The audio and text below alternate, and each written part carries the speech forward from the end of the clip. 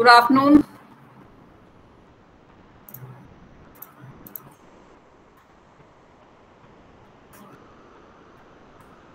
Good afternoon, class. Good afternoon, ma'am. Good afternoon, ma'am. I was late.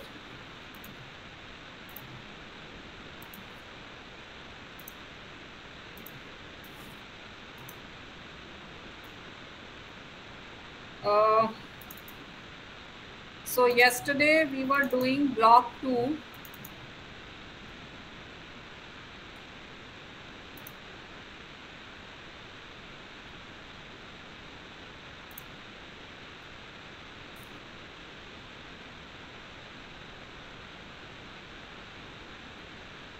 So we had done the state chart diagram, yes?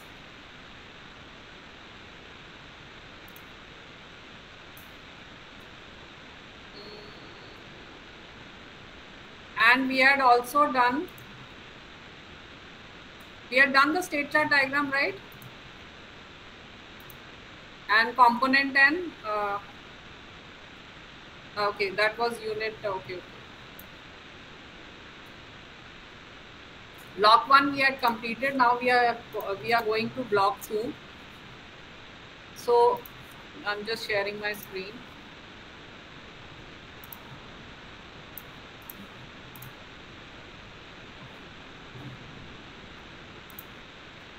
So in block 2, the first unit is object modeling. This is your first unit. So in the last class, we had talked about state chart diagram and component diagram and deployment diagram. So now they are talking about advanced modeling concept like what is aggregation, what is abstract class, what is multiple inheritance, generalization, specialization, metadata, keys, integrity constraint. So something about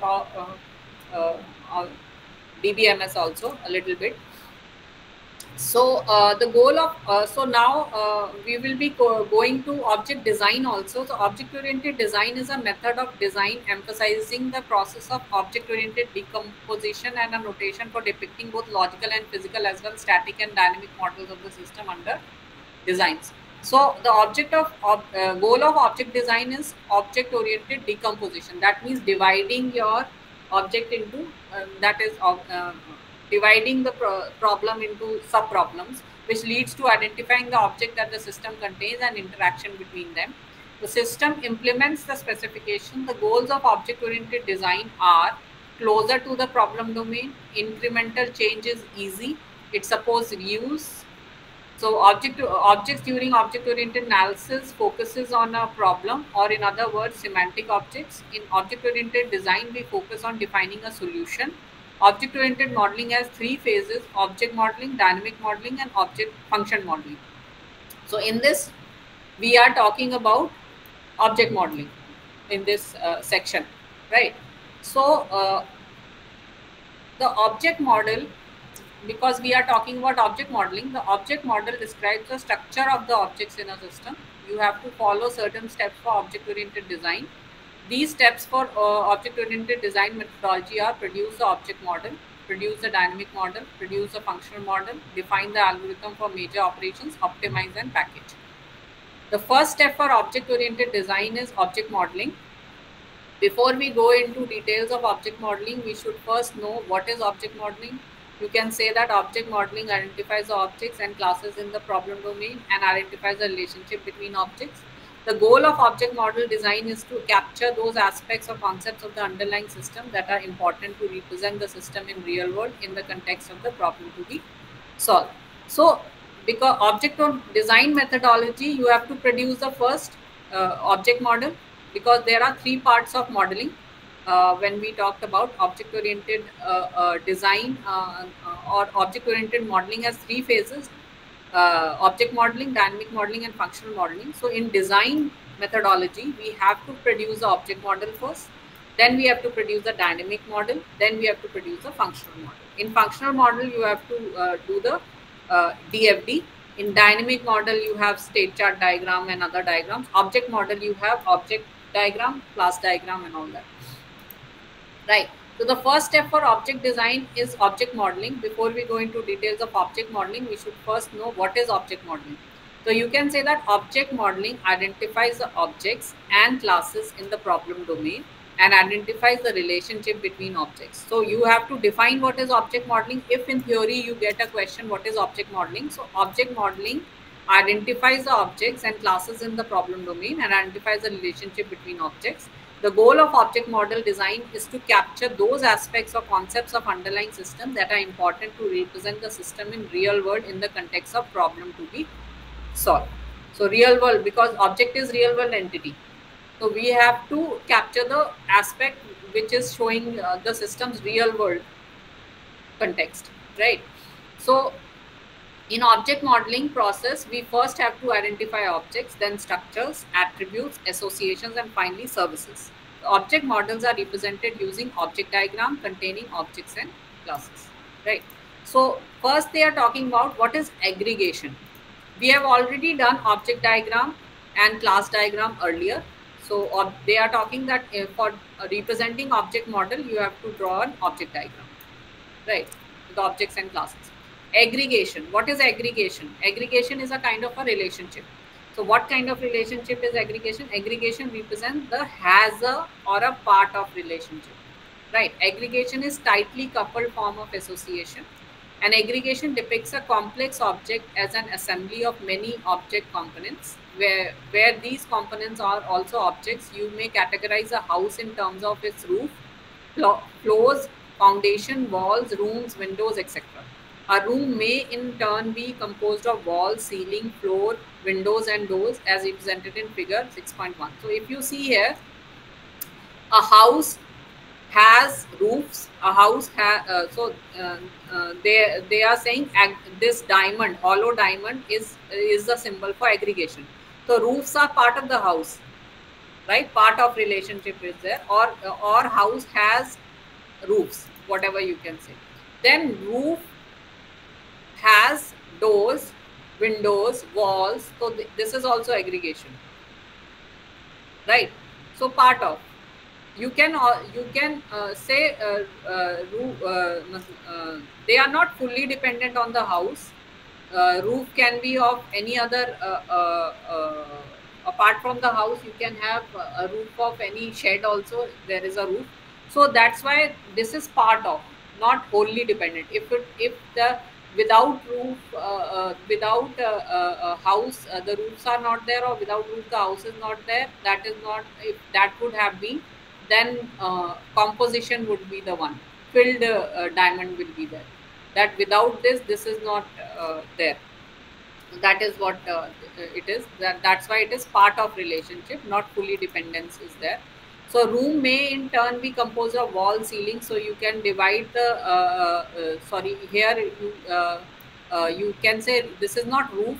These are rooms, right? Roof and rooms. So rooms, you can say you have room has wall, ceiling, floor, windows, doors, etc. So you can also divide that accordingly. So that's just an example they are giving.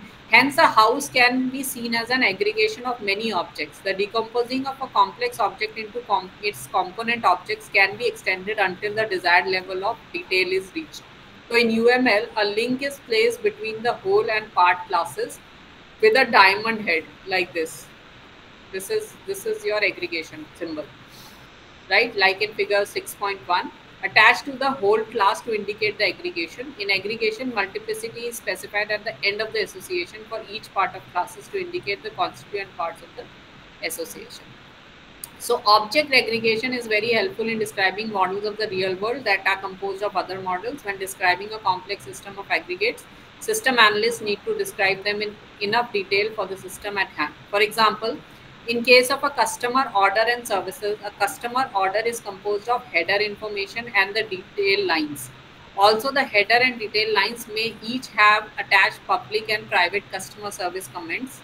In an order entry system, detailed technical information about a product item appearing on a customer order line may be accessible as well. This complex object called an order can be modeled naturally using a series of aggregations. An order processing system can then be constructed to closely model the natural aggregations occurring in the real world. So as mentioned earlier, aggregation is a concept that is used to express part of types of associations between objects. An aggregate is a conceptually an extended object viewed as a single unit by some operations, but it can actually be composed of multiple objects. So one aggregate in the system may contain multiple whole part structures. Also, each part is viewable as a distinct aggregate. Components of the system may or may not exist in their own right and may or may not appear in multiple aggregates. Also, an aggregate components may themselves have their own components.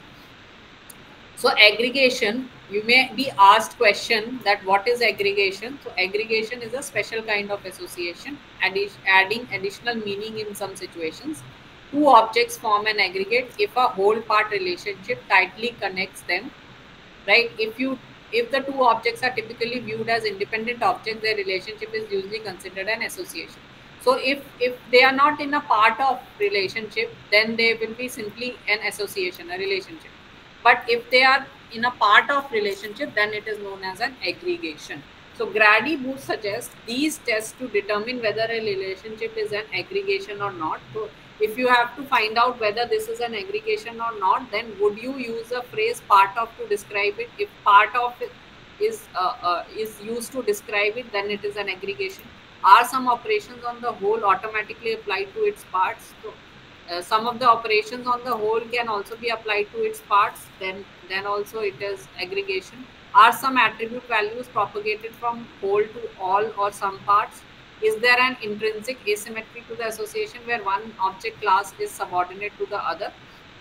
So if you answer these questions, then you will find out that this is an aggregation. So you have an aggregation if you answer yes to any of these questions.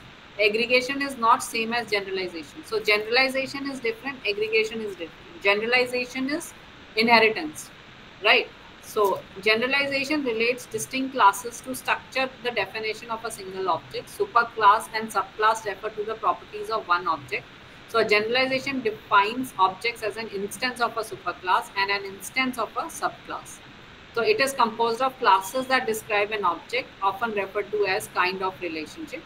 So when you say in generalization, it is types of a class or kind of relationship. So aggregation relates object instances. One object that is part of another. Aggregation hierarchies are composed of object occurrences that are part of an assembly object, often called the part of a relationship. A complex object hierarchy can consist of both aggregation and generalization, right? So here they are saying person and company have a normal relationship. Person and company. Person works for the company hires a person, or person works for the company.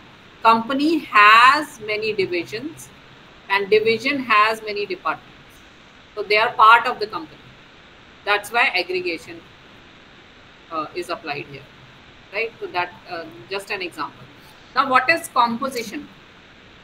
A composition, if without the company, no division, no department will be there. If there is no company, then would its department or division will be there? No.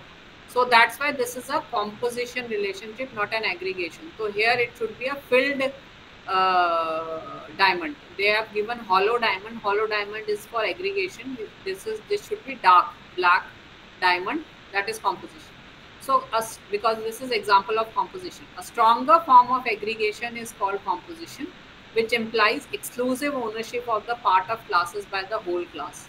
Composition means that part of the system may be created after a composite system is created. Remember that in such system, parts will be explicitly removed from the destruction of the composite.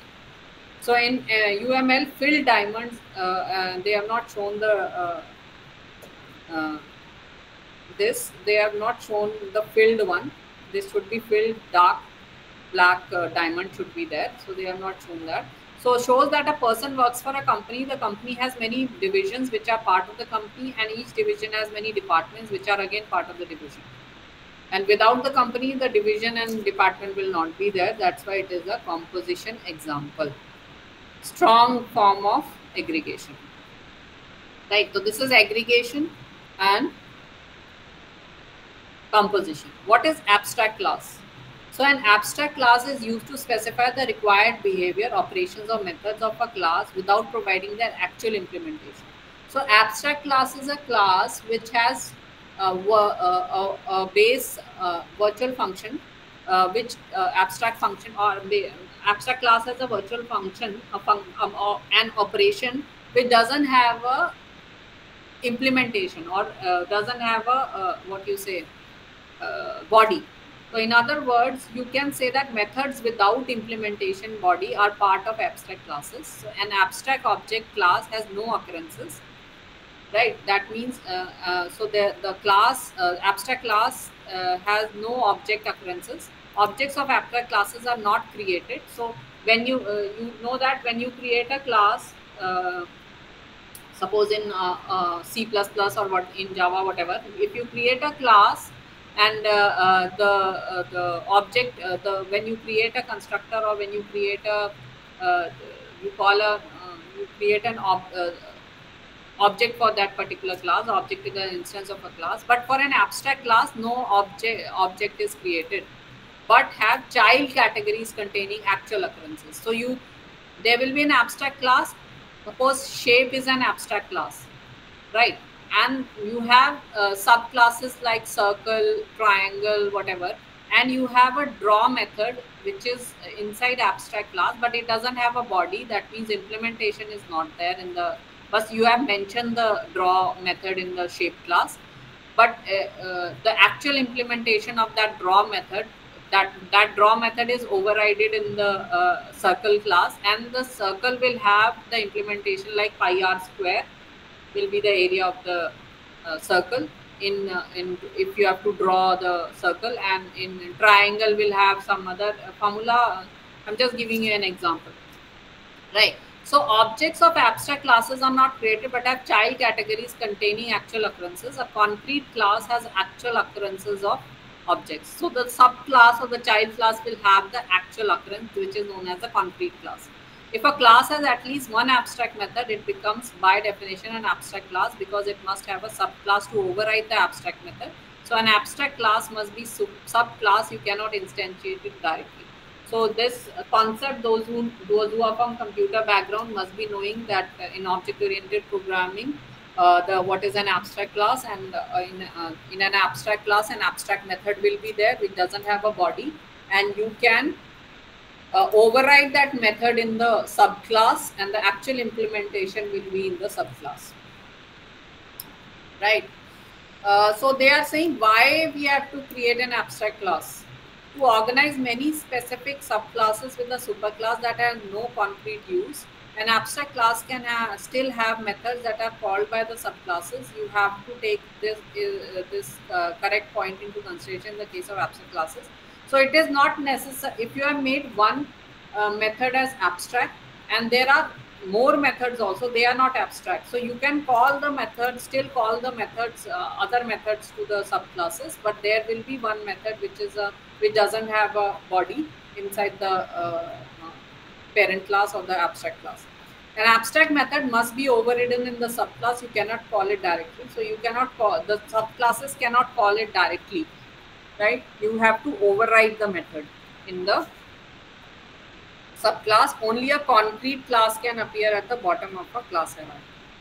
So at the bottom, the concrete or the child class will be there in a class hierarchy. So here they have given you shape as an example, shape class with the with the attributes like orange and color, and methods like move, resize, and draw. So the draw method, move and resize, will be called, can be called for circle also, polygon also, rectangle also, move and resize. But draw method, this will be drawn differently, this will be drawn differently, this will be drawn differently. So draw, you can make a abstract method, and this shape will become an abstract class, and you will override this draw method in rectangle, polygon, and circle, right? So this is there. Every shape requires a draw method, but the method has not been provided with any meaning in the superclass shape, so we make it an abstract class. So subclasses provide another implementation to the method as per their need. The subclass provide the implementation of their draw method. Since rectangle, polygon, circle can be drawn differently, a subclass overrides the implementation of an operation inherited from a superclass. So that is what abstract class is. So abstract classes can appear in the real world and be created by modelers to promote the reuse of data and procedures in systems. They are used to relate concepts that are common to multiple classes. An abstract class can be used to model an abstract superclass, to group classes that are associated with each other or aggregated together. An abstract class can define methods inherited by subclasses or define the procedures for an operation without defining a corresponding method. So abstract operation defines a pattern or an operation which can concrete subclass must define in its implementation in its own way. So you should know the definition, example of abstract class, generalization, and you should know about aggregation, composition. With example, you should always do that. So again, check progress question. Just go through the check progress question always at the end of your chapter. Now they are talking about multiple inheritance. So generalization is inheritance only. Inheritance is which allows a class. Inheritance allows a class to inherit features from the parent class. Inheritance allows you to create a new class from one or more existing classes. So you have parent classes. You can create a child class. So that is inheritance. What does inheritance help you in? Inheritance help you in that you want to reuse the code. You don't want to duplicate the code again and again. You want to reuse it. You write it in the parent class and you can access it in the child classes, right? So reduce. So inheritance gives several benefits. So you may be asked, what is inheritance and what are the benefits? So you say reduce duplication and increase reusability by building on what you have already created. Organize the classes of the system in the ways it may appear in the real world situations in the problem, right? So like person, employee, right? So a person is the main class and the employee is a child class. Just an example. So with a hollow triangle symbol will be the example. They have given you black triangle. It is hollow, not black. So multiple inheritance, but this is single inheritance. Parent class, a child class, single inheritance. When you have two or more parents and one child is accessing from two or more parents, that is known as multiple inheritance. So multiple inheritance extend this concept to allow a class to have more than one parent class and inherit features from all parents. So suppose you have two parents, like cargo, so vehicle this is single inheritance. Vehicle, there are two types of vehicle: cargo vehicle, passenger vehicles. So cargo is child of vehicle, passenger is also child of vehicle. So this is single inheritance, right? Now cargo vehicle, you have cargo rail, cargo shop, van. These are part of cargo vehicle. Passenger vehicle, you have van, car and bus. If you see van here, van is accessing from cargo also, van is accessing from passenger also. So it is a part of a multiple inheritance. This is multiple inheritance. Van is having two parents, right? This is multiple inheritance. So multiple inheritance extend this concept to allow a class to have more than one parent class and inherit features from all parents. Thus, information may be mixed from multiple sources. It is a more complex form of generalization. Multiple inheritances does not restrict a class hierarchy to a tree structure as you will find in single inheritance. Multiple inheritance provides greater modeling power for defining classes and enhances opportunities for reuse. Using multiple inheritance, object models can more closely reflect the structure and function in the real world. The disadvantage of such model is that they become more complicated to understand and implement. For example, of multiple inheritance, this is what vehicle and all that they have given. In this example, the van class has inherited properties from class cargo vehicle and class passenger vehicle. The advantage of multiple inheritance is that it facilitates the reuse of existing classes much better than in single inheritance.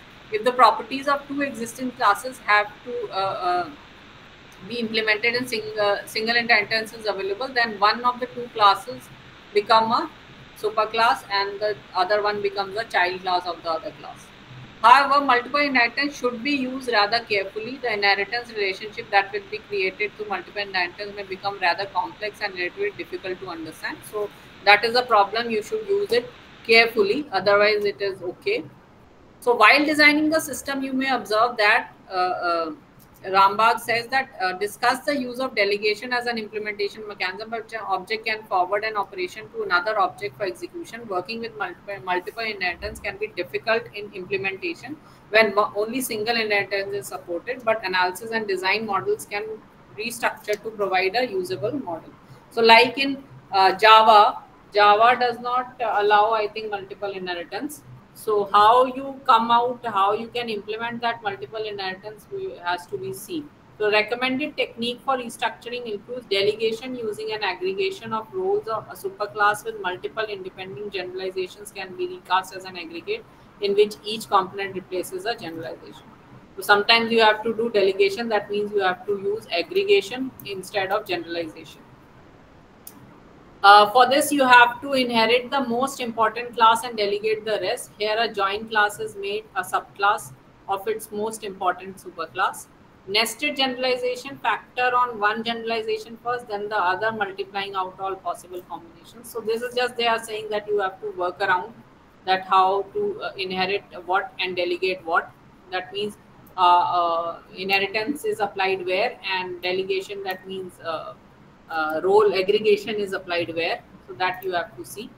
Rambagh suggests issues to consider when selecting the best workaround. If the subclass has several superclasses, all of equal importance, it may be best to use delegation and preserve symmetry in the model. So if you have a subclass which have many superclasses, several superclasses, so and all are equal importance, then you will use delegation instead of multiple inheritance.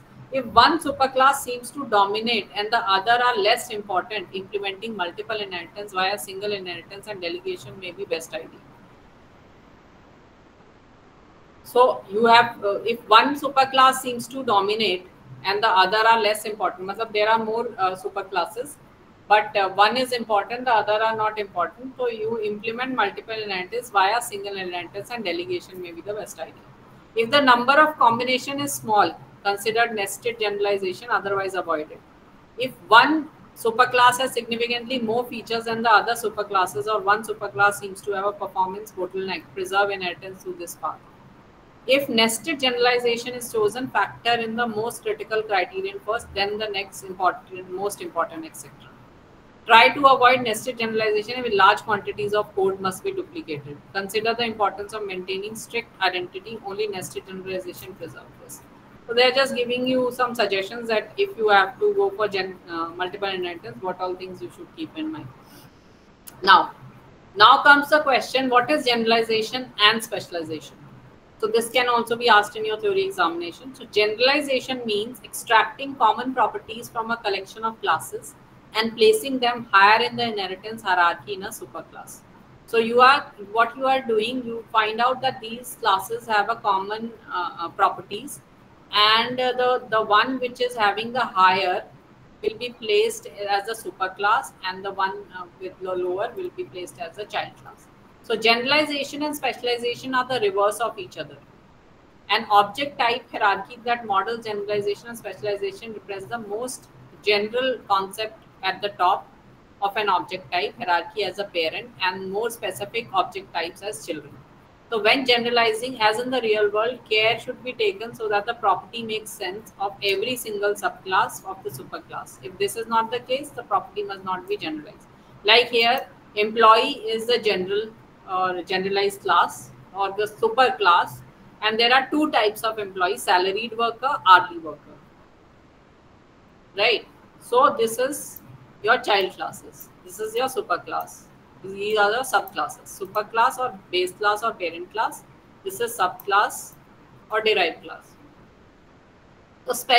So this is what generalization is. Specialization involves the definition of a new class which inherits all the characteristics of a higher class and adds some new ones in a subclass so that the derived class have some additional features compared to the superclass.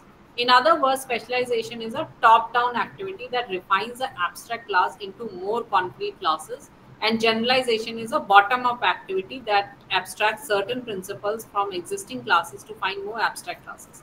So generalization is from bottom to top. Salaried worker and hourly worker can be combined in an employee generalization. And if we talk from employee and salaried worker, will also employee characteristics the salaried worker will take, but it also will have its own characteristics. And employee hourly worker is also take the attributes of employee, and it will also have its own attributes. So then it will be seen as a specialization, top down activity, right? So we often organize information in the real world as generalization or specialization hierarchies. The creation of a particular class involves a first or second activity, depends on the stage and state of analysis, and whether the initial classes suggested are very general or are very particular, right? So this is what generalization and specialization. If you view it from top to down, it will be specialization. If you view it from bottom to top, it will be generalization. Right. For instance, an employee may either be a salaried or an hourly worker. A salaried worker can be a manager. Also, in turn, that employee can be an executive department manager or a unit supervisor. The employee classification is most general. The salaried worker is more specific. And also, unit supervisor is more specific. Of course, you might not model the world exactly like this for all organizations, but you get the idea. Unit supervisor is a subtype of salaried worker, which is a subtype of the employee. The employee is the highest level supertype, and the salaried worker is the supertype of executive, department manager, and unit supervisor. An object type could have several layers of subtypes and subtypes of subtypes. So generalization or specialization hierarchies help describe application systems and indicate where inheritance should be implemented in object-oriented programming language environments. So any occurrence of a particular class is an occurrence of all ancestors of that class. So all features of a parent class automatically apply to subclass occurrences. A child class cannot exclude or suppress an attribute of a parent. Any operation on a parent must apply to all children. A child may modify an operation's implementation, but not its public interface definition. Child class extend parent features by adding new features. A child class may restrict the range of allowed values for inherited parent attribute. Right. So in design and construction operation, an object data type can be overridden, which could substantially differ from the original methods rather than just refining original methods. So method overriding is performed to override for extension, restriction, optimization, and for convenience. Right. So you can override the method.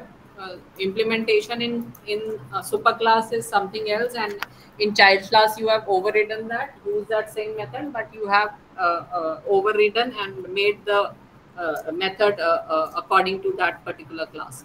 So all query operations, ones that read but do not change attribute values, are inherited by all subclasses. All update operations, one that change attribute values, are inherited across all extensions. That means you will inherit all query operations, all update operations. Update operations that change constrained attribute or associations are blocked across a restriction. So those where condition is applied, where constrained attributes are there, condition is there you cannot update the operation, restriction is there. Operations may not be overridden to make them behave differently from inherited operations in their externally visible manifestation. All methods that implement an operation must have the same protocol. So if you are not, may not be, sometimes operations may not be overwritten. So you have to, because to make them behave differently from inherited operations. So sometimes you will not override them. You will use it as implemented in the parent method. Inherited operations can be refined by adding additional behavior, and if you want additional behavior, you can add it in your inherited operations. So both generalization and specialization can lead to complex inheritance patterns, mainly via multiple inheritance. It is suggested that before making a final decision on generalization or specialization, you should understand these rules very carefully and might make the right choice for following in your respect of your system. So this is what, so you should understand what is generalization, what is specialization, an example, and you should understand what is aggregation, composition, right? That is also you should understand. So again, check progress question they have asked. Then they are talking about metadata and keys. So what is metadata? Metadata is data about data, right? So RDBMS, if you know, DBMS is database management system. RDBMS is relational database management system. Uses metadata for storing information of the database tables. So metadata can be defined as such set of data which describe other data about data. So you are describing more information on a particular data, right, which describe other data is known as metadata. For example, when you have to describe an object, you need to have a description of the class from which the object is instantiated. Here the data you are using to describe class will be treated as metadata. So what they are saying, when you have to describe an object, if you have to write a metadata about that, so you have to describe the class in which has where the object is instantiated. So describing the class will be the metadata, right? So you can say that every real world thing may have metadata because every real world thing has a description for them. Let us take the example of an academic institution and its directors. You can store that department A is having X as its director and department B is having Y as its director, and so on. Now you have concrete information to keep in metadata that every department in the institute has a director. Something like that, right? That is known as metadata. What is key? In database, to identify an object, attribute or a combination of attribute is used. So suppose a table is there, right? So student table is there. So to uniquely identify that, suppose two students have same names. How will I identify which student is which? By having a key value, that is primary key, right? So student ID, yeah, enrollment number will be your primary key, right? So I can identify that this enrollment number student is this and this enrollment number. So that uniquely identifies that. So key will to identify an object, attribute or combination of attribute is used. That is a key. That this attribute or combination of attribute is called a key, right? A primary key. So among the keys there are many types of keys. The combination of, so a student table have attributes like student ID, name, date of birth, or address and course and whatever. So all these attributes are known as key. Combination of these attributes are key. And primary key is an attribute or combination of attribute uniquely identifies an object instance. So which key uniquely identifies the object instance, which attribute uniquely identifies the object instance is the student ID in a student table. So that will be your primary key and corresponds to the identifier of an actual object. For example, customer number would usually be the primary key for customer object instances. Two or more attribute in combination sometimes may be used to uniquely identify an object instance. For example, the combination of last name and first name and middle initial might be used as to identify customer or employee object instance. That can also be done. Here you can say that sometimes more than one attribute gives a better chance of identifying an object. For example, last name alone would not suffice because many people might have the same last name. The first name would help, but there is still a problem with uniqueness. All three parts of the name are better still. Although a system generated customer or employee number is best used as an identifier if absolute uniqueness is desired. So they are saying you can use all the three, middle name, last name, first name, but still may or may not give you the best result. But a number, unique number, employee number or customer number will be the absolute uniqueness will be there. So that will be your primary key. So possible primary keys are not actually selected and used as primary keys. So there may be more than one attributes which can be primary keys. So those attributes are known as candidate keys. They can become a primary key, but only one is selected as a primary key. But others can, those sets of attributes which can be acting as a primary key are known as candidate keys. Right. What is a secondary key? A secondary key is an attribute or combination of attributes that may not uniquely identify an object instance, but can describe a set of object instances that share some common characteristics. So the other keys which are not candidate keys and primary key are known as secondary keys. Right. So an attribute customer type might be used as a secondary key to group customers as internal to the business organization. right? Many customers could be typed as internal or external. So this is a secondary key. Just an example they are giving. So all other keys apart from candidate and primary key are secondary keys. Then what is integrity constraints? So in DBMS, what is integrity? You have integrity constraints. You have referential integrity, right? So in referential integrity, what happens is, suppose you have two tables. One is employee and the other is department, right? So if you have two, suppose employee and department both are combined in employee only, then it will be because in the department name will appear multiple number of times, or so we will make two tables, employee and department. So what we will do is, in the employee table we are keeping the department number as foreign key, and in department table department number is the primary key.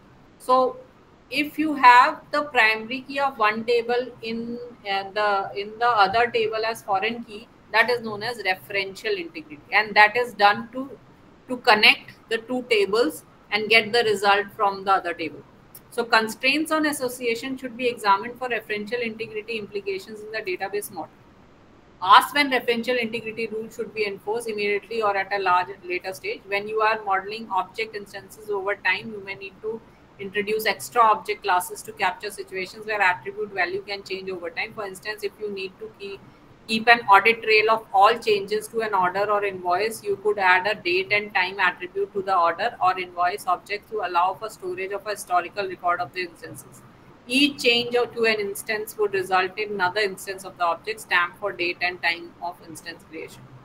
So that is they are talking about. So insert rules. These rules determine the conditions under which a dependent class may be inserted, and they deal with restrictions that the parent class impose upon such insertions. The rules can be classified in 6 types: dependent, automatic, nullified, default, customized, no effect. Permit insertions of child class instance only when the matching parent class instance already exists, that is dependent. Automatic means always permit insertion of a child class instance. If the parent class instance does not exist, create one. Nullify, always permit insertion of the child class instance. Default, always permit insertion of a child class. So they are just giving you these insert rules, but we are not talking about them. So actually referential integrity they have not explained, but I am explaining. Referential integrity is when you have two tables and you want to connect the two tables, you will keep the primary key of one table in the other table as foreign key. So you are connecting the two tables and then you can query that table and get the result. What is domain integrity? The other integrity is domain integrity. These integrity rules define constraints on valid values that attributes can assume. A domain is a set of valid values for a given attribute, a set of logical or conceptual values from which one or more attributes can draw their values. For example, India state codes might constitute the domain of attributes for employee state codes, customer state code, and supplier state codes. So domain characteristics include such things as data type, data length, allowable value ranges, value uniqueness, whether a value can be null or not. So domain describe a valid set of values for an attribute, so that domain definitions can help you determine whether certain data manipulation operations make sense.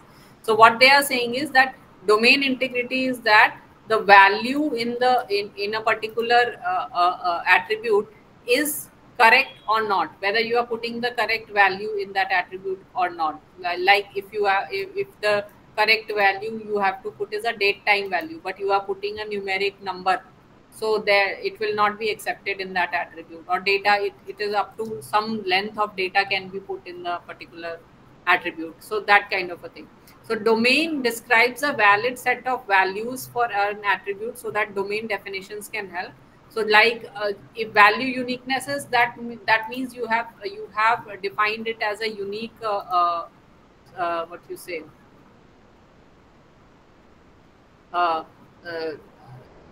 unique key is applied, so that means only unique values can be put in that attribute, or you have applied whether it can be null or not. So these are domain. values. So there are two ways to define domains. One way is to define domains that define the domains first and then to associate each attribute in a logical data model with a predefined domain.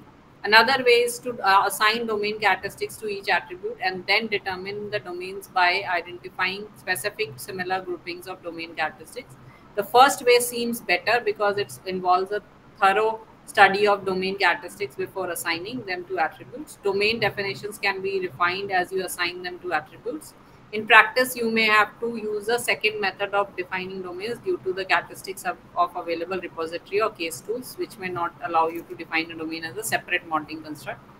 So domain definitions are important because they verify that attribute values make business sense, determine whether two attribute occurrences of the same value really represent the same real world value or not, determine whether various data manipulation operation makes sense, right? So domain range characteristics for a mortgage in a mortgage finance system could prevent a data entry clerk from entering the age of 5 years. Even though mortgage age and loan officer number can have the same data type, length and value, they definitely have different meanings and should be not be related to each other in any data manipulation operation. The value 38 for age and 38 for officer number represent two entirely unrelated values in the real world, even though they are numerically identical, right? So typical domain is data type, whether the data types are different, data length, that this much length of data you can put, allowable data values, that this you can put, these values you cannot put, data value constraints can be there, that this kind of a number is allowed, uniqueness, null value, default value, these are all domain integrity. It makes a little sense to match records based on rules of age and loan officer. So that is what they are talking about. We are not talking about that. So that is one thing. Then triggering operation integrity rules. Triggering operation integrity rules govern. So you have different operations applied in the database. You insert data, you delete it, you update it, you retrieve, you validate. Right? So these are your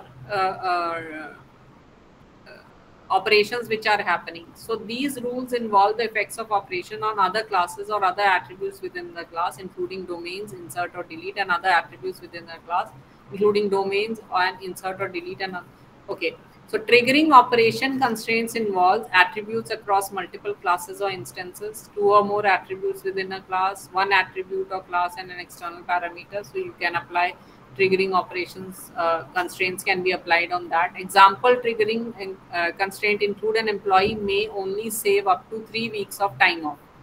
This is an example of triggering constraint. Constraint means condition. A customer may not exceed a predetermined credit limit. All customer invoices must include at least one line item. Order dates must be current or future dates. So these are the constraints or conditions which you can apply. Triggering operations have two components. These are the event or condition that causes an operation to execute and the action set in motion by an event or condition.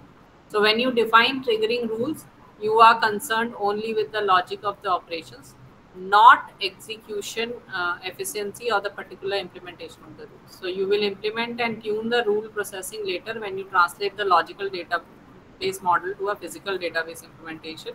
Here you should note that it is essential to avoid defining processing solutions like defining special attributes to serve as processing flags. So we are just concerned with the logic of operation. We are not concerned how it will be implemented in this.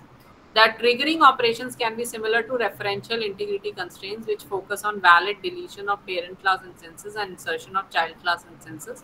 Ask specific questions about each association attribute and class in order to elucidate necessary rules regarding the data entry and processing. So they are just triggering rules are defined rules for all attributes that are sources for other derived attributes. Define rules for subtypes so that when a subtype instance is deleted, the matching supertype is also deleted. Define rules for an item initiated integrity rules. So they're integrity constraints. So they're just giving you, you can get questions as short answer questions on integrity rules also. That is also there. So an object model they have created. So in this sales order system example, there are 3 methods of payment: cash, credit card or check. The attribute amount is common to all 3 payment methods. However, they have their own individual behavior. Show the object model where the directional association in the diagram indicates the direction of navigation from one class to the other.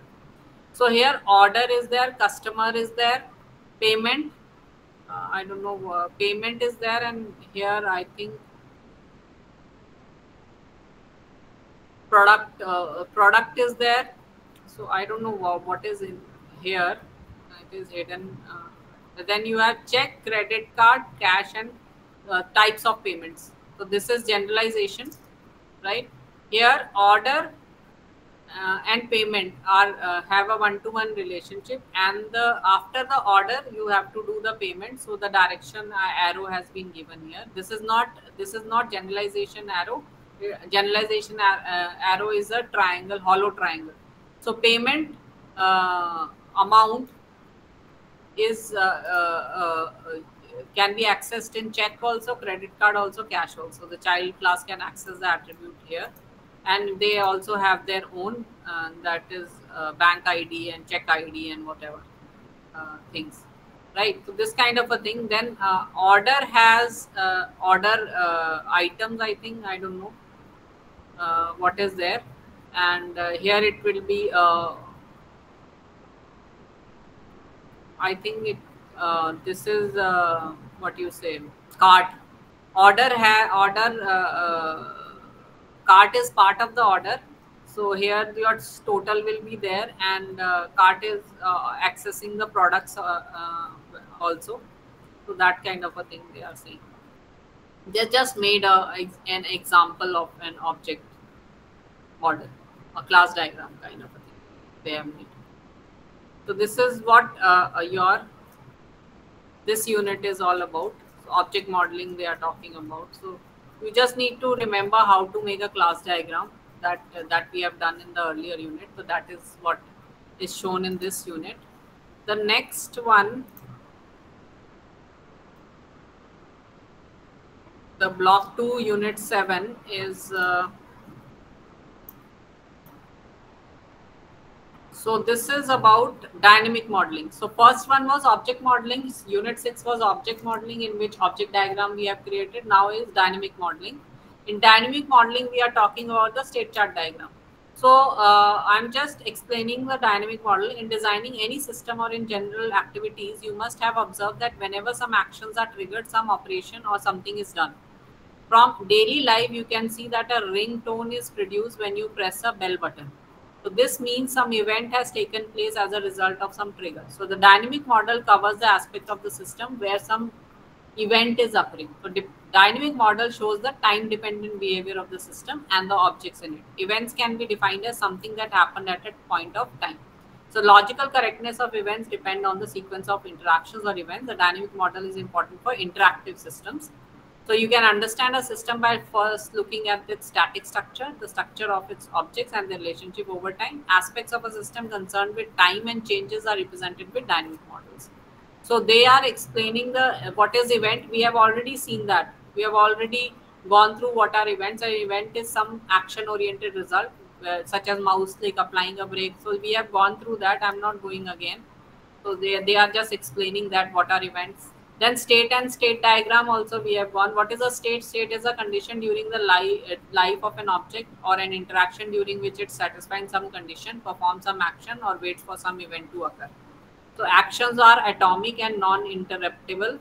A state may correspond to ongoing activity, such as activity being expressed as a nested state machine. So that can be there. So you have initial state, final state. So again, the notations which we have seen, the initial state and final state notations, and the state diagram is like here. State diagram of login is there. So start, you get the pin, right? If the you press the key. So if the key is okay, you are validating whether it is. So you have to make here a diamond. They have not created a diamond for condition. Validate the pin number whether it is correct or not. If it is correct, you start the transaction. That is your stopping of the login.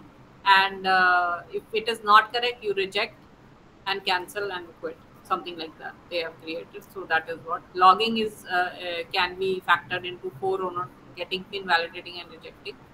So that is what they have made in the state diagram. So elements of a state diagram: your initial state, your event. So I've also told you history state last time. Event and action is there. This is the ending state, right? So we have already done that. So I'm not explaining this. So what is concurrency? So you are already familiar with the term concurrent lines, which goes without affecting other operations. That means parallelly they are running and they are not affecting each other. So that is concurrent. Simultaneously they are running and they are not affecting each other. So similarly, when objects can change state independently in a system, they are termed concurrent objects. So concurrently they are running, the objects are running and they are changing their state independently. They are not interfering in any other thing. So those are known as concurrent objects. In a dynamic model, some systems are described as a set of concurrent objects, each with its own state and state diagram. So in dynamic models, some systems have these kinds of concurrent objects appearing, which are simultaneously running and have their own state diagram and own state. So an expansion of a state into concurrent substate is shown by tiling the graphic region of the state using dashed line to divide it into subregions. Each subregion is a concurrent substate. So each subregion may have optimal name and must contain a nested state diagram with disjoint states.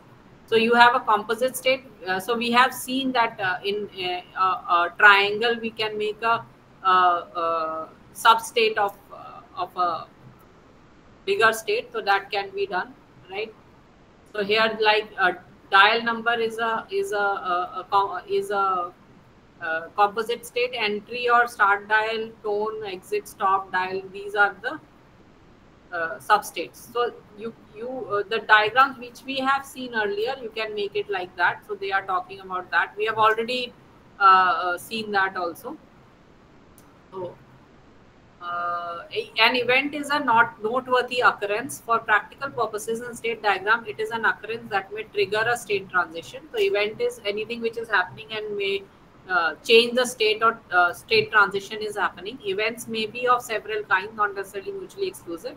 The event occurs whenever the value of the expression changes from false to true. Note, this is different from a guard condition. A guard condition, so a question can come, what is a guard condition? So a guard condition is evaluated once whenever its event fires. If it is false, the transition does not occur and event is lost. Guarded transitions from one object can depend on another object being in a given state. So guard condition is evaluated once whenever an event fires or occurs. If it is false, if the event if that guard condition evaluates to false, the event, the transition does not occur and the event is lost. So that is, they are talking about the semantic. So dynamic model, now you are familiar with events and their occurring time. Dynamic model describes those aspects concerned with the sequencing of operations and time events that cause state changes, sequences. So this also we have seen. The dynamic model is presented graphically by state diagram. So they are giving an example of a state diagram, right? So that is what this part of this unit 7 is all about. State diagram we have already seen. So I've just gone through this. We have seen in yesterday's class the what do you say,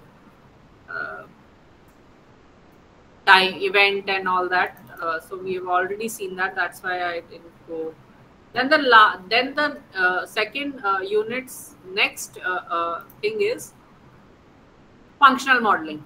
So we have seen object modeling, dynamic modeling is state diagram. Functional modeling, we will be seeing DFD, flow of data, right? So DFD also all of you must have done in your first semester in software engineering, but we'll just go through that. So these are the three models. So the functional model, a functional model is a graphical representation of the object-oriented analysis model and focuses on various processes to be performed on input data to obtain the desired output. Here the system is viewed as a black box that accepts input, transforms them by applying various processes or functions, and then produces the output. So a functional model does not show how the transformation occurs, when they are performed, and why there is a need to do the calculation. It is just showing that these are the processes and this is the input which goes in this process, and this is the output which comes out. That is what functional model does. So the input of the system can be numbers typed by an operator, or control signal produced by a sensor, or some big data files received over a network. The processes that work on the input may be performing some arithmetic or logical calculations, or applying some algorithm to generate one or more outputs in the form of some numerical value or some control signals that may be used to drive other devices. So we use DFDs, that is data flow diagrams, to explain the flow of data from input to output. We can also say that by using the functional model, the software requirement specification SRS document is converted to the DFD data flow model, right?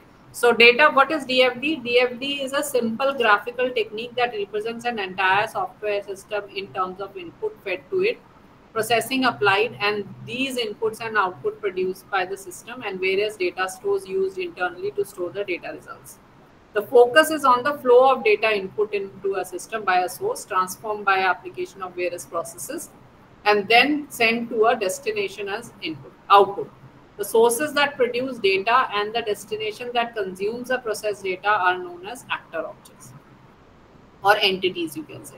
So it is very useful to understand the functionality of a system with DFD, as there are very few symbols used in it, and the basis of DFD is to divide a complex problem into smaller components. Also, it is said that human intellect works on the fundamental of division of complex concepts into smaller and greater number of concepts to make the understanding easier. That is what we will be doing in DFD also. So what are the features of a DFD? Features of DFD can be explained with the help of primitive symbols. Circle is used to represent a bubble, or you can say is used to represent the process of processing, used to show the processing or transformation applied on data. So this will be a process. Arrow is flow of data.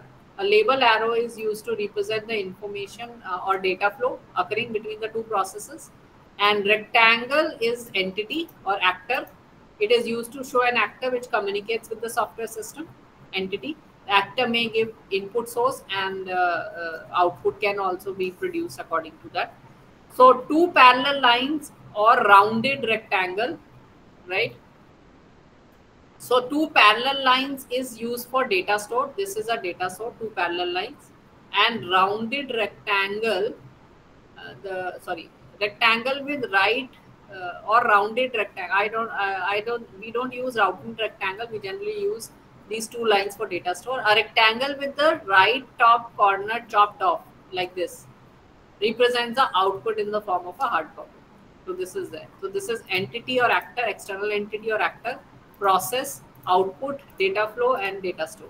Data store is database. So process, if you have to, process is a circle. So suppose this calculate sum, right? So calculate sum is your process. You are passing inputs A, B, and C. These are the data flow happening, and the output which is coming out to be sum, something like that, right? So here division is performed division.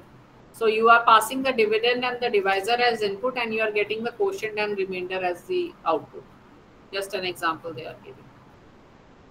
So one more example, they are saying that there is a log calculator. The user is giving the number, and the user is getting from the process the log number of that particular number, logarithmic number. Just an example they are giving. Data flow, again, the arrows which are there are showing you the data flow, input and output, right? Just an example. So synchronous versus asynchronous data flow, what is that? So in figure 8.7 shows three data flows. The data and integer flowing into read number process, the data item named integer flowing from the read number process to find modulus process, data item named modulus number flowing out of the process finding process find modulus. So here data item goes to read number, then that number goes to the find modulus, and find modulus is your output or whatever. So in order to explain this concept, we have shown a part of a software system that reads a number and then finds its modulus. In case of synchronous data flow, the output produced by the process read number is immediately used by the process find modulus, a data flow arrow that connects both processes. So this is synchronous. One by one, they are going from one process to the other. In case of asynchronous data flow, there sits a data source between the two processes. So the first process produces the data stored in the data source. Later on, another process can use this as we can see that two processes. So here, the data item is passed to read number. The read number reads the data and puts it in the data store, right? And later on, the find modulus will pick up from this data store the number and find the modulus of that number. So another process, so later on another process can use this, as we can see that two processes are independent of each other. This type of data flow is asynchronous. That means it is not that one by one you are passing it. There is a data store. Later on also this find modulus can pick the number and find the modulus of that number. So this is known as asynchronous. Then actors are your entities, employee and accountant. Employee can get the details from the payroll, and employee can get the salary information also. The payroll can send the salary information, and the accountant can fill the salary information in the payroll system, whatever. So data store is there. Data store is like this: library database, where you can fetch the book details; sales database, where you can fetch the sales details, like that. Then output though is the output which you will be getting out of the system, that is chopped off in the right corner will be there. Constraint represent the relationship between two different objects at the same time, or between different values of the same object at different time. Constraints mean the condition or limitations required to be fulfilled over a period of time. One can add new principles or modify existing ones with the help of constraints. Constraints are basically conditions you can apply. So all models of object-oriented analysis have constraints in them. So in object model you have constraint, dynamic model you have constraint, functional model also you have constraint. So object model constraints show the relationship between objects. In this type of modeling, constraint represent the relationship between the different values that an object may take at different times. Dynamic modeling, here the constraint defines the relationship between the states and events of different objects. And in functional modeling, the constraints define the limitations on the transformation and computation that can be done on objects. So constraint between values of an object over time is often called as an invariant. For example, in physics, when a vector is rotated, its length does not change. So the length of a vector is invariant during rotation, right? So behavior of operations can be explained with the help of invariance. So a constraint is represented in DFD as a string written inside braces, like here. Figure 8.12 shows a DFD in which, depending on the department of an employee, either he is given an incentive or an increment. As it is visible, if a department is sales, right, then the incentive is calculated, and if the department is HR, so they have not written sales only here, it should be HR here. So if the department is HR, then increment is evaluated. So yeah, here it is not sales, it is HR. For department sales, incentive is calculated. If the employee is from sales department, his incentive is calculated, and if employee is from HR department, his increment is calculated. So this is dependent on the department. This is a constraint. So this is how you give the constraint. We are just giving you an example, right? Then control flows they are talking about. So a control flow signal is generated by a process so as to inform other processes to start or stop its processing. This is typically a Boolean value passed to another process on the basis of which the other process decides its course of action.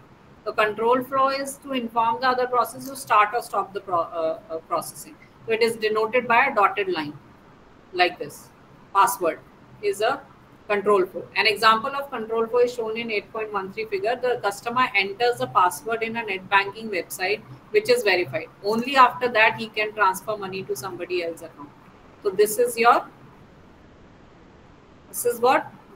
control flow. So verify control flow is password. If the password is correct, then the transfer amount for the customer will happen. This kind of a thing. So what are the design flaws in DFD? There are certain limitations of DFD. Design flaws means limitations. or so which may lead to a few design flaws. The most disturbing limitation is that with DFD we cannot visualize the complete picture of the software system, and hence some of the essential physical entities are left out. The whole structure of the system cannot be defined in a DFD, so some things are left out. So also at times it can be tough to conceptualize an object-oriented structure in a hierarchical format. So like in a DFD, we cannot conceptualize the whole object-oriented structure. So there are different categories of design flaws. Flaws committed by beginners. The context diagram must have just one bubble that represents the complete software system at an abstract level and has arrows of input and output interactions corresponding to data flows with the world. So many designers draw more than one bubble. So in a context diagram, which is also known as a zero level diagram, should only have one process. One bubble means one process only, which is the main system, right? And external entities are drawn only in the context diagram. That is, in the zero level of context diagram, only you don't draw the actors or entities. However, many designers represent the external entities at all levels of DFD, which is not correct. So in one level, two level DFD, you should not mention the entities or in that. Each process or bubble should be decomposed into between 3 to 7 bubbles. So they are saying that each process or bubble should be decomposed between 3 to 7 bubbles only, right? In one level we distribute it and then we further distribute, so it should be between 3 to 7. But sometimes designer do not follow this principle. Different level of DFD must be balanced. Balancing of DFD means that the data flow into or out of the process symbol must match the flow at the next higher level of the DFD. Then representing control information in a DFD, one must clearly understand that DFD is not a flowchart. DFDs cannot capture the following important features: when, why, and how. When, as the time-dependent behavior of the system, cannot be shown in DFD. Therefore, the transformations are done by processes that cannot be shown in a DFD. Why, DFD cannot specify why the value of an object has changed, and how, DFD cannot mention the frequency of transformation done on an object. So when, why, and how is not explaining. If a bubble X invokes either bubble Y or bubble Z, depending upon some condition, we only need to represent the data that flows between bubble X and Y, or bubble X and Y, Z, and not the condition depending on which the two modules are. That mistake arising out of poor diagrammic approach: black holes or miracles and gray holes. So these are the three errors or mistakes when you make the DFD. These are the three mistakes: black hole, miracles, and gray holes. So such design flaws occur when the output from a process do not match its input. So a few examples, like black hole is what? If a processing step has just input flows but no output flows. If you only have inputs but there is no output coming out of the system, then it is a black hole. Then miracle is if a processing step has just output flows but no input flows. So if you are making a process and you are just showing the output but no input is going in, then that is a miracle. Then gray hole, as the name suggests, that it is a confusing situation. Such a situation may arise when a processing step has outputs that are greater than the sum of inputs. So if you are getting outputs greater than the sum of inputs, example, its input could not produce the output as shown, then it is gray hole. It is confusing. Illegal data flows with data store. So it is very important to realize that data store can only be connected to bubbles using data arrows. So a data store can never be connected to another data store or to an external entity. So that is also there. And these are the flaws and about DFD. Just read this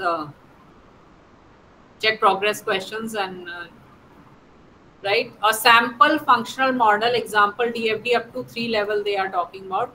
So before you learn to draw DFD for a complex system, few important guidelines for drawing a functional diagram are mentioned below. Every process must have a meaningful name. So you should give a meaningful name to each process or bubble, which is unique and a unique number as its identifier. The level 0 DFD, also called a context diagram, must just have one process. Every data flow arrow must be named.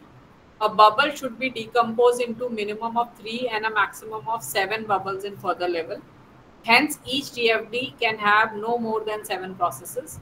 A DFD can be connected only with another process, external entity, and data store. No two external entities can be connected directly with each other. No loop is allowed in a DFD. There should be logical consistency in all levels of DFD. The data flow of DFD should be easy to understand. We should try to use arrows direction to depict the order of events. For explaining the order of occurrence of the event, a flowchart should be used. And the numbering of the bubbles is to be done very carefully. Each bubble is given a unique identification number. The bubble in the context diagram, that is level 0, is given 0 number.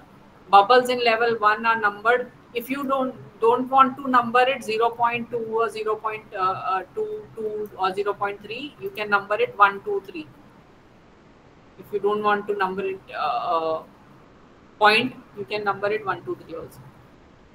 So complete working example of DFD is given here. So functional model for online shopping system they are talking about. So we have to take an example of DFD up to 3 level for a website for online shopping system for buying products of various categories with apparel, food and beverages, electronics items, etc. There are 2 types of users, also called actors, who interact with the online shopping system. These are the administrator and the customer. So you have 2 entities, administrator and customer. The administrator is the sole in charge of the website and is responsible for all features and facilities offered by the site. So level 0, that is context level, will have a single bubble, online shopping system. This is your process. And the entities, external entities are administrator and customer. Administrator, you can access the admin details, and the administrator can also respond, have a response from the online shopping system. So he can see other details also, customer details also. The administrator is a whole thing. Then customer details can be accessed from the online shopping system, and he can also get some responses accordingly. So this is a context level diagram. So only the login request and response for customer and administrator are depicted in this. The name of the process is online shopping system, which is a noun, right? Now level 1 DFD, if we make, the context diagram is further decomposed in a hierarchical way to explain the entire system working. This is done by converting the level 0 bubble into 3 to 7 bubbles. So now this bubble, we have to divide it into 3 to 7 bubbles, or minimum 3 or maximum 7 bubbles, which generally have labels denoting the functionality using verbs. So in a shopping system, level 1 DFD, if customer side level 1 DFD we have to make, then according to the customer, the bubbles can be represented like registration, customer login, manage account, purchase item, make payment, return item. These are according to the customer side. So if we have to make according to the customer side, instead of 0.1, you can say 1 register, 2 login, 3 manage account, 4 purchase item, 5 make payment, 6 return item. These are the 6. You can make up to 7, 3 to minimum 3, maximum 7, not more than 7, right? So you can register, customer can register. There is a data store, customer database, and there is a data store, item database, order database, credit card company database, and order database. So these kind of databases are there, and customer is can register, can log in, can manage account, can purchase, can make payment, and can return the thing. You can give here the name of the data flow, what customer can log in, register so here it goes to the registration. This is according to customer base, right? And if it is for administrator side, level 1 DFD, so as administrator can admin login, manage category, manage item, manage order, manage report. So admin will be admin login, manage category, manage item, manage order, and manage reports. So this is according to the administrator. So as you have administrator database, category database, item database, order database.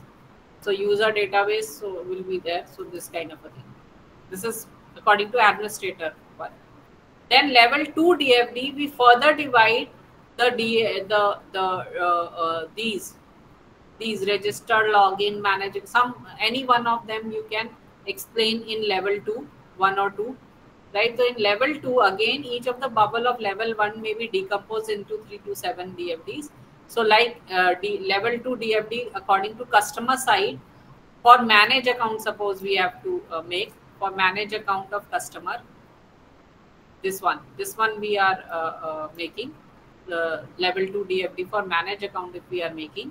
So the manage account, you have view account, change password, and edit profile. These are the three processes. So customer credentials can be accessed, and he can view the account, right? And he can also he can edit the profile by entering the username and password. He can edit the profile, modify the profile in the customer database. And after view account, if we want to change the password, he can change the password and it is updated in the customer database, something like that. So this is customer side. Same way you can make it for purchase item of customer side, also level 2 DFD. So search item, search offers, manage cart, this is for purchase item. And item database and order database are connected. So this is there. Then make payment also, customer side make payment also they have made. That payment gateway, issue order to administrator. And this is order database, credit card database, whatever. So this kind of a thing. And this is cancel order. So this is level 2 DFD. According to three processes they have further explained in level 2 DFD. And administrator also, you can manage category. You can add a category, you can delete a category, update a category, view a category, and category database is there, and item database is there. So this way you can add and delete, or you can have manage item, further explained, add item, delete item, update item, view item in the item database. That is there. Then you have manage order, acknowledge order, view order, cancel or review order, dispatch order in the order database. So something like that. Then manage report also is there, generate user reports, generate delivery reports, generate payment reports, generate supplier reports according to the different data stores which are available. So you can make the DFD according to your own. Again, manage cart also they have made, add item, view cart, edit cart, checkout.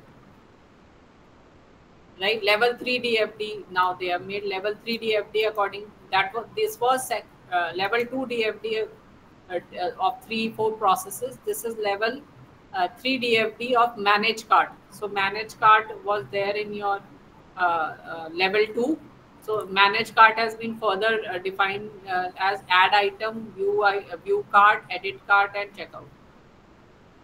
Same way here, level 3 dispatch order of administrator side, they have contact supplier, contact delivery agent, manage return, something like that. Can you understand how DFD is being made of different levels? Any doubt in this? Class,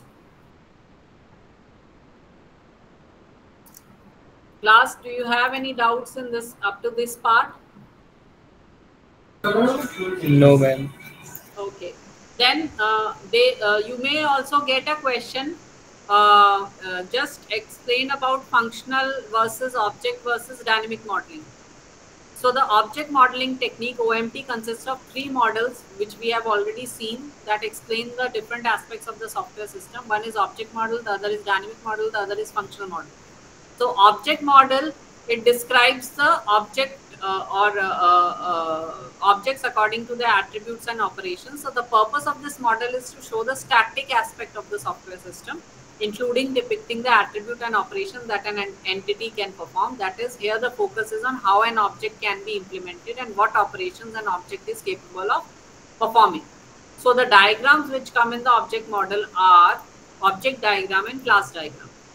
A dynamic model, the purpose is to show the control aspect as well as the temporal and behavioral nature of the system.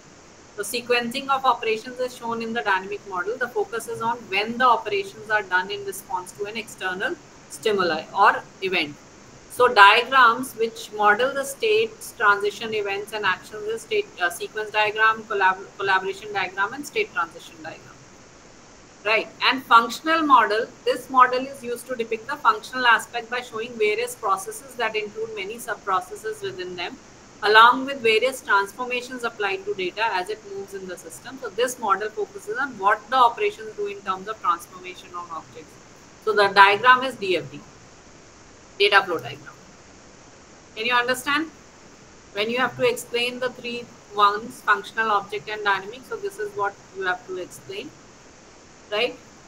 Then they are talking about the processes only. The three models work hand in hand for implementation of methods. The functional model acts as a guide on the method. The process in the functional model correspond to operations in object model. So that is what they are showing. The top level process resembles an operation on a complex. So that they are explaining just the DFD only. What are data stores and all that. Now they are saying relation of functional model to object model. In the functional model, we use four components that have one-to-one correspondence with components of object model.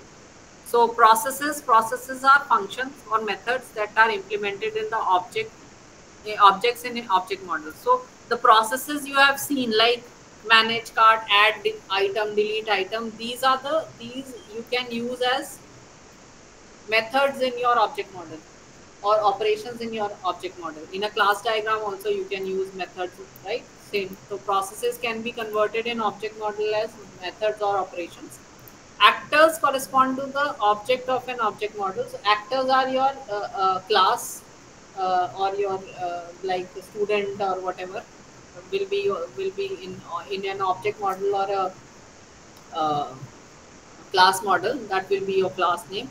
Data store, these are nothing but the objects of the object model or the attributes of the object model. So in data store, the attributes, student ID, name, date of birth, these will be accessed from the data store, right? And data flow that occurs as a result of operation performed on an object is shown in object model.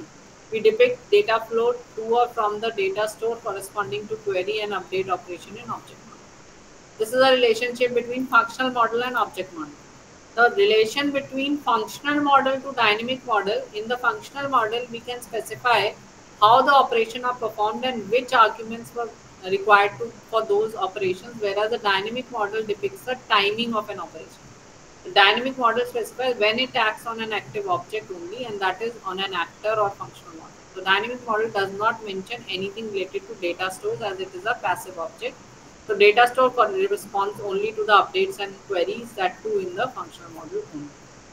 So this is what relationship between functional model to object and functional to dynamic is there. So this is what again do go through the check progress question at the end of each unit, so that sometimes the questions are directly asked from this check progress also in your theory examination. So do go through them. So at the end of your block, the answers to the check progress questions is given, so you can go through them, right? So this was about this was your block 2. In the next class, that is next Saturday, we will be going for block 3, and block 3 is we will be talking about the design components of the system, object oriented design. So from OOAD to OOD, OA to OOD, how will we go from designing? So we'll talk about that later on in the next class, right? So any doubt or anything you need to ask from this section, whatever we had studied, anybody?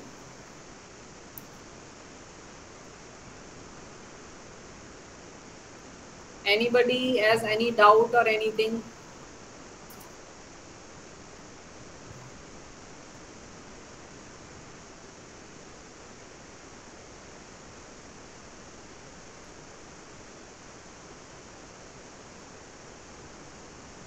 Any doubt anybody is having?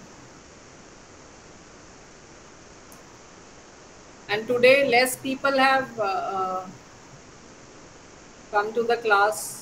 What happened?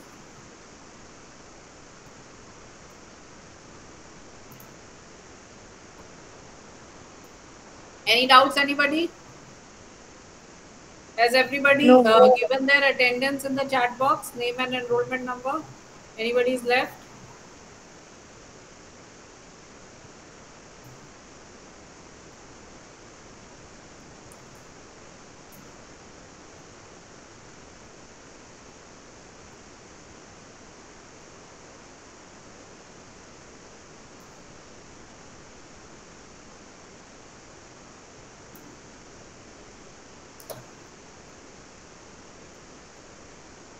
So should we end the class?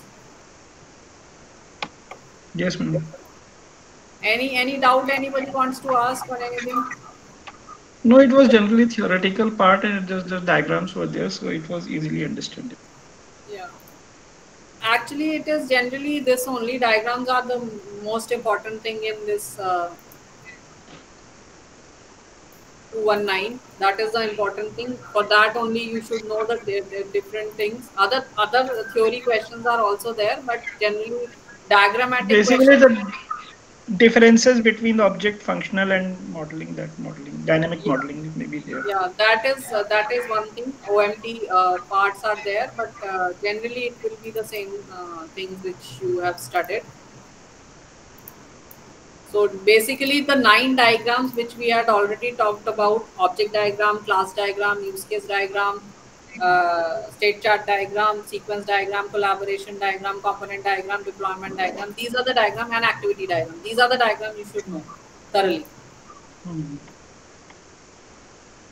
Right? So we'll be meeting in the next class, that is next Saturday. I am leaving the session if and no doubt is there, right?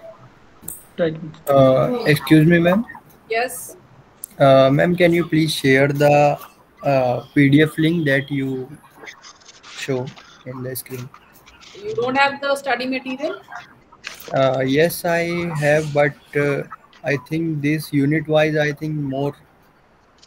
The unit-wise is that concise. the study material is block. Inside the blocks are units.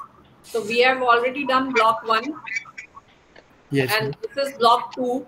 The units will be found in block 2 now. Okay. 6, 7, 8. Unit 6, 7, 8 is in block 2. So go to block 2 and you will find unit 6, 7, and 8. Okay, sure. Thank you. Right. Okay. Anything else? Should we end the class? Yes, ma'am.